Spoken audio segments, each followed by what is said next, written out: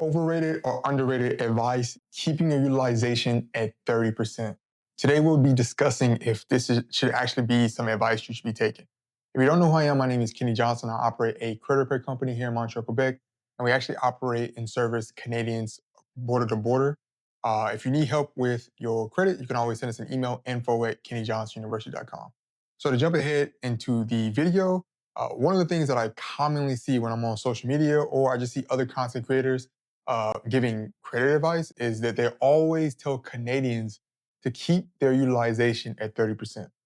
And I believe that this advice is completely overrated. I'm going to be honest. I'm sick of hearing it. Like every time I'm to the point now where I hear it, I kind of roll my eyes. And it's because 30% is like it's the bare minimum. And so if I had to give it a grade on a grading scale, I'm going to give you keeping your utilization at 30% a C. It's a C because it's the bare minimum. And you may say, well, I mean, as much as it's pushed and advertised, it can't be a C. But I want you to think about it like this. If you increase your utilization to 40%, if you increased it from 30% to 40%, that following month when your credit score updates, is your credit score going to drop? Yes. Okay. It's going to drop without a question. And so what we want to have a better letter grade. And something that I often say religiously is to, hey, 30% is okay if maybe you've had your credit cards maxed out the entirety of you and within your credit journey, you've always had your credit cards maxed out. Then 30% is a good starting point. You went from an F to a C. Congratulations. Now I'm going to challenge you and say, let's drop it down to 10%. Even that is a big change for a lot of people. So they go from 30 to 10%. And within the first 2 months, they see an increase in their credit score. And they're like, oh my goodness, I didn't know that this was even possible. I thought I needed to do something crazy to increase my credit score. This whole time, all I had to do was just pay off my credit. It's crazy. Like, like that's all it is. So now that you move from a 30% to a 10%, now your letter grade is a B. Okay.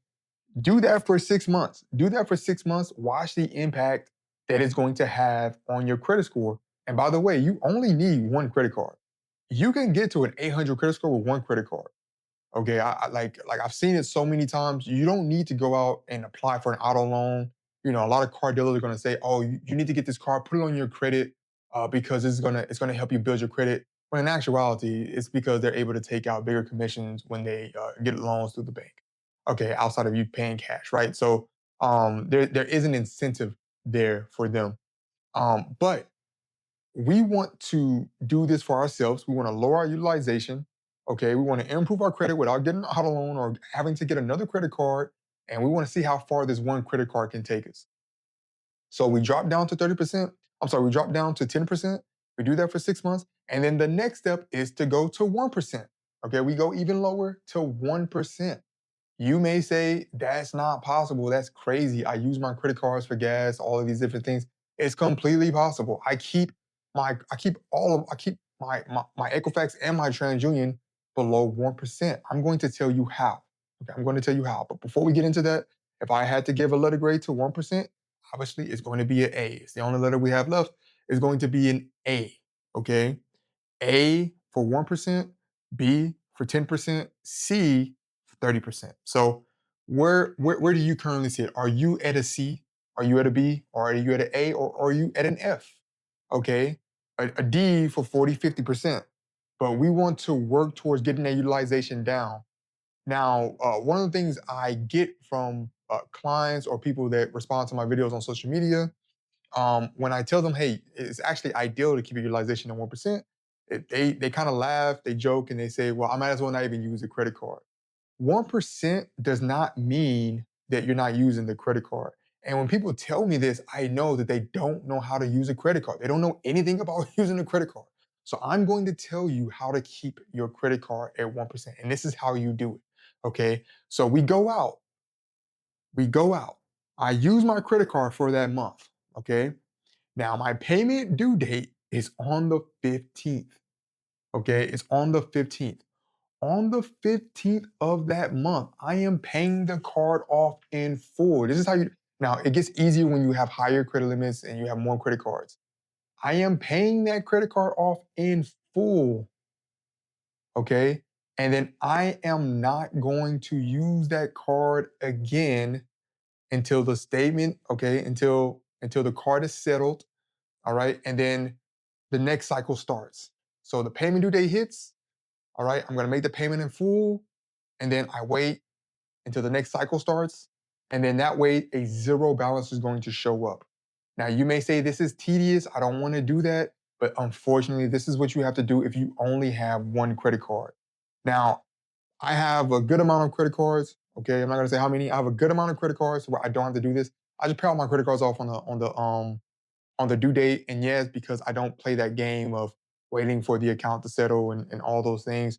I do carry a balance, but because my credit limit is so high, even with the balance it reports, I'm still below 1%. Okay. Now, if you do desire to get high amounts of capital and you do desire to actually have multiple credit cards, then that's something you can pursue. I just know a lot of people, they when they come to me, they say, well, I don't really care about my credit that much. I just want to have a credit card in the event of an emergency that I can go and use. This is a method that you can take. Okay. But all in all, just to say, I want you to go into your credit report, whether you use Credit Karma, Borrowwell, TransUnion, Equifax, and it's very easy to see what your utilization. Most of these platforms are going to tell you as soon as you log in what your current utilization is. Ask yourself, where do I sit? Am I A, B, or C, D, or F? Okay. Work towards getting towards an A, maintain it over time. The credit bureaus like consistency. Lenders like consistency. When they can see that you've maintained your utilization at 10% over a long period of time, they know that you're going to be able to make payments and they can lend you money. Okay. Now, if you're not even worried about your utilization because maybe you have collection accounts, you probably have late payments, you probably have charge-off accounts, you probably have a discharge bankruptcy or a discharge consumer proposal. My company is here to help. You can do these things yourself, okay? But we do offer a convenient service of being able to help you dispute those derogatory accounts.